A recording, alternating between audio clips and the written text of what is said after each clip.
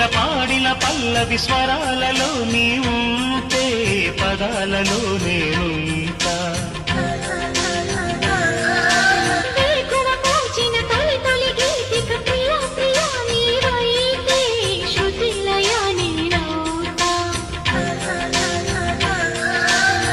కలకాలం కౌగిలై